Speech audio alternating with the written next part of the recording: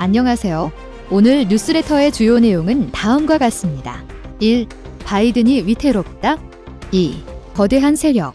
바이든과 미국 백악관 핵심 인사들이 현대차가 보낸 편지 한 통에 난리가 났습니다. 세계 최대 규모의 자동차 시장을 보유한 미국을 자극하지 않기 위해 그동안 우회적인 방법으로 바이든과 백악관 고위급 인사들을 설득하려 했지만 수개월 동안 아무런 변화가 없자 현대차가 결국 칼을 빼든 것입니다. 자, 그런데 놀랍게도 현대차가 미 백악관에 보낸 편지 한 통에 바이든뿐만 아니라 담당 고위 인사들이 발칵 뒤집히며 현대차가 원하는 것을 모든 주겠다라는 폭탄 발표를 했는데요. 이를 지켜본 일본의 토요타도 현대차를 따라 미국에 같은 내용의 편지를 보냈다가 대망신을 당한 놀라운 사건도 일어났습니다. 지금부터 이 놀라운 내용 최고 수익률에서 여러분들에게 단독으로 전해드리겠습니다. 현대차 그룹이 칼을 빼들었습니다. 지금까지는 미국 상원의원이나 하원의원들을 만나 바이든을 설득해달라고 요청하는 우회적인 방법을 택했는데 이번에 정의선 현대차그룹 회장이 선택한 방법은 너무나도 파격적이고 공격적이라 미 백악관을 한순간에 쑥대밭으로 만들어 놓을 만할 정도로 엄청났습니다. 현대차는 미 백악관에 직접 편지 한 통을 보냈는데 그 내용은 너무나 강력했습니다. 현대차그룹은 북미산 전기차에만 세액공제를 제공하는 친환경 자동차 세액공제에 대해 미국과 자유무역협정 FTA 체결국인 한국에서 조립되는 전기차에 세제 혜택을 부여하지 않는 것은 한미 FTA 내용과 정신 모두에 위배된다라고 전한 것으로 알려졌습니다. 그러면서 IRA 발표 전 이미 조지아주주 전기차 전용 공장 건립 계획이 잡힌 점을 강조하며 법안 발표 이전에 미국 전기차 공장 건설에 대해 구속력 있는 약속을 한 법인에서 제조한 전기차는 북미 조립 요건을 충족한 것으로 간주하거나 유예기간을 허용해야 한다라고 통보했는데요. 그러면서 현대차는 바이든과 미국 백악관에 애매모호한 용어와 기준들로 기업들을 혼란하게 하고 유리한 대로 해석해 괴롭히지 말고 확실한 기준과 단어들로 다시 개정안을 만들 것을 촉구했습니다. 일각에서는 현대차가 미국 백악관에 보낸 편지에 미국이 한미 FTA를 위반했다라고 언급한 것은 바이든이 한국차별법을 끝까지 고쳐주지 않는다면 미국을 WTO에 제소할 것임을 시사한 것이라 전했습니다. 한국의 산업통상자원부 장관도 더불어민주당 김한정 의원이 IRA가 한미 FTA나 WTO 규정을 위반했느냐는 질의에 위반 소지가 높고 필요한 경우 WTO 제소 절차를 진행할 것이라고 답하며 현대차가 미국을 WTO에 제소할 경우 전폭적으로 지원하겠다는 의지를 밝혔는데요. 이 장관은 한미 FTA 규정상 문제 제기를 위해서는 한미 FTA나 WTO 절차 중 하나를 선택하게 돼 있다라며 두 개를 잘 비교해봐야지만 WTO로 가면 같은 입장인 일본 EU-유럽연합 국가들과 공조가 가능한 면은 있다라고 설명했습니다. 그는 이어 미국의 11월 중간선거 이후 상황 변화가 있을 것으로 생각한다라며 독일 등 EU도 중간선거까지는 목소리를 크게 내지 않고 있는데 우리는 중간선거 전까지 물밑 작업을 잘 진행할 것이라고 덧붙였습니다. 더 놀라운 것은 바로 현대차 뒤에 있는 조력자인데요. 한국 최고의 로펌 김앤장과 미국계 초대형 로펌 레이 탐 와킨스와 오 멜버니 앤 마이어스가 현대차를 적극적으로 돕고 있다는 것입니다. 레이턴 와킨스는 한때 로펌 세계 1위를 기록했을 정도로 엄청난 영향력을 지닌 세계 최고의 로펌으로 대한민국에서 독보적인 존재 자랑하는 김앤장보다 무려 4배나 높은 매출액을 기록하고 있습니다. 레이턴 와킨스는 전 세계 주요국 30개국에 사무소를 두고 각국 정부 고위 관계자들과 긴밀한 관계를 구축했으며 항상 절대 불가능해 보이는 일을 가능하게 만들며 세계 1위 로펌으로 성장했습니다. 실제로 레이턴 와킨스는 현대차의 보스턴 다이내믹스 인수를 가능하게 만든 장본인인데요. 보스턴 다이내믹스는 미국에 있는 세계 최고의 로봇 기업으로 너무나 압도적인 로봇 기술력을 보유한 나머지 다른 기업이 이 기술로 로봇 무기를 만들기라도 한다면 큰일이 나는 것을 우려했습니다. 게다가 미국이 아닌 다른 국가의 기업이 사는 것은 미국 정부가 절대로 허락하지 않았죠. 이 때문에 일본의 토요타 심지어 미국 아마존도 보스턴 다이내믹스를 인수하는 데 실패했는데 한국의 현대차가 인수하는 데 성공했습니다. 기적 같은 일이 일어난 것이죠.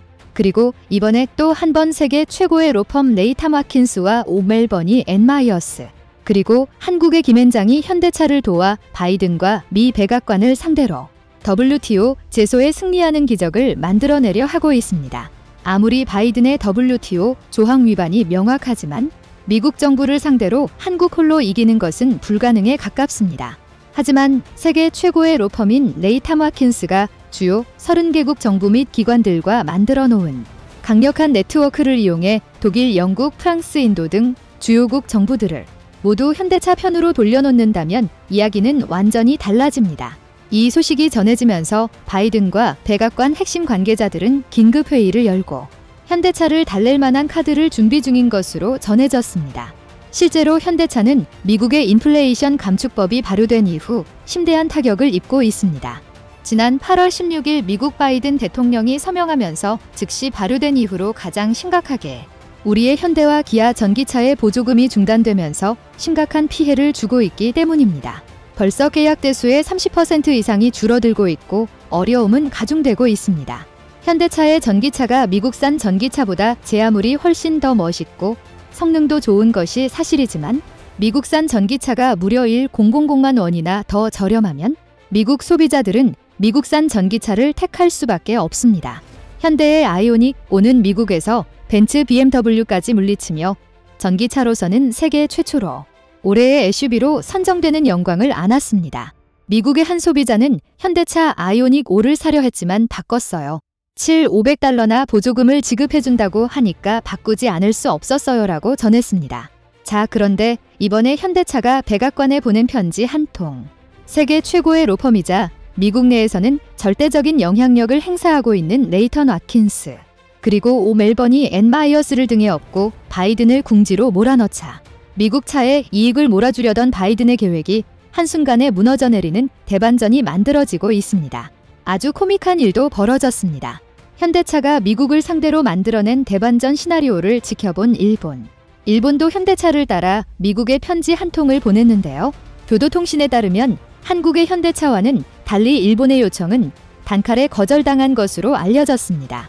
보시면 미국에서 일자리 기여도 압도적인 1위가 한국, 일본은 한국의 3분의 1 수준에 그치고 있습니다. 특히 진부한 디자인과 뒤떨어지는 성능으로 이미 미국 소비자들은 일본의 토요타 대신 현대차만 구매하고 있다 보니 미국 입장에서는 토요타에까지 현대차와 같은 수준의 특별 혜택을 불 필요가 없다고 판단한 것입니다.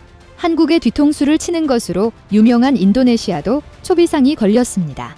인도네시아는 현대차의 바이든과 협상할 때 인내산 니켈로 만든 배터리도 미국 정부의 전기차 보조금 대상으로 포함될 수 있도록 해달라고 요청한 것으로 전해졌습니다. 바이든의 인플레이션 감축법에 따르면 인내산 니켈로 배터리를 만들면 보조금을 지급하지 않겠다고 명시되어 있습니다.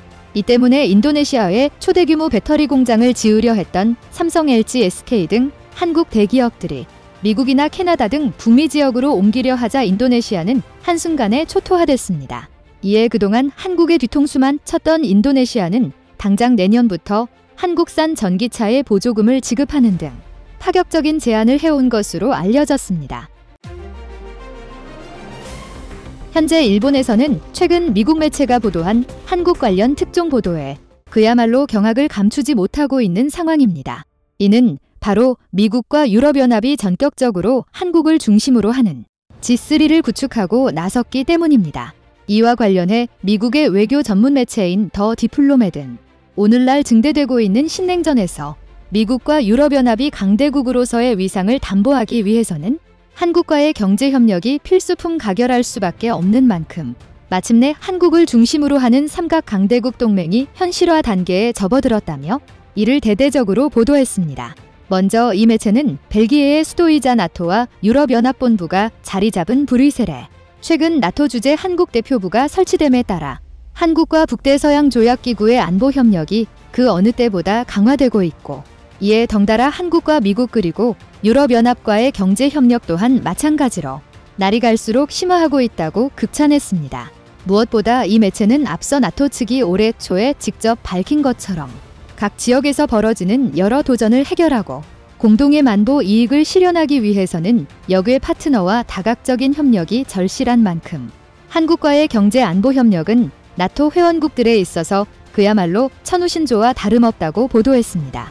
실제로 이 매체는 당장 유럽 각국에서는 러시아의 우크라이나 침공으로 인해 심각한 안보 불안에 시달리고 있고 아시아 국가들 또한 마찬가지로 팽창을 거듭하고 있는 중국의 패권에 맞서 고군분투를 펼치고 있는 상황을 비추어 봤을 때 한국과 나토의 협력은 유럽과 아시아의 민주주의 국가들에 매우 든든한 존재로 각인될 것이라고 보도했습니다. 그도 그럴 것이 이 매체는 올해 벌어진 여러 이슈 때마다 유럽연합은 한국으로부터 상당한 도움을 받아왔다고 보도했습니다. 이는 러시아가 우크라이나 침공 과정에서 에너지 수출을 무기화함에 따라 그동안 석유 수입의 3분의 1과 LNG 수입의 절반 이상을 러시아에 의존해왔던 유럽연합이 심각한 에너지 위기에 놓이게 되는 절체절명의 순간이 벌어지자 기존의 중동으로부터 안정적인 에너지 공급망을 구축해왔던 한국이 이를 방관하지 않고 미리 확보해 놓았던 여분의 LNG를 유럽연합에 지원함으로써 유럽연합의 에너지 파국을 간신히 막을 수 있었다는 것입니다. 그러면서 미국의 외교 매체인 더 디플로맷은 한국을 중심으로 한미국과 유럽연합의 3국 동맹 구축은 세 나라의 경제적 유대관계를 더욱 심화시킬 뿐만 아니라 신흥경제 구축에서도 사상 최고의 성과를 달성할 것이라고 보도했습니다. 한국과 유럽의 안보협력은 미국의 가장 중요한 안보 파트너인 두 진영을 더 가깝게 만드는 한편 세 국가 모두에게 확대된 경제협력의 혜택을 보게 할 것이다. 이러한 문제는 지역적으로 깔끔하게 묶이는 것이 아니라 워싱턴 미국과 서울 한국 그리고 브뤼셀 EU는 전통적인 지역적 협력 초점을 유지하기보다 특정 문제에 대한 협력을 위해 최고의 파트너를 모으고 이를 위한 메커니즘을 개발하는 것이 가장 현명할 것이다.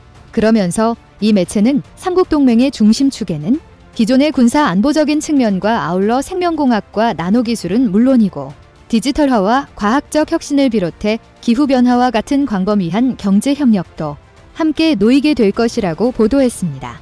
실제로 이 매체는 이들 3국이 세계상의 10위 경제권 안에 들어가 있고 기술적으로도 세계 리더로서의 면모를 확실히 보이고 있을 뿐더러 삼국 동맹의 핵심 주체인 한국은 미국과 유럽연합을 상대로 자유무역협정을 맺은 최초의 경제 강대국인 만큼 차세대 기술 협력에 있어서 그 어떤 강대국들보다 최상의 조건을 갖추고 있다고 치켜세웠습니다.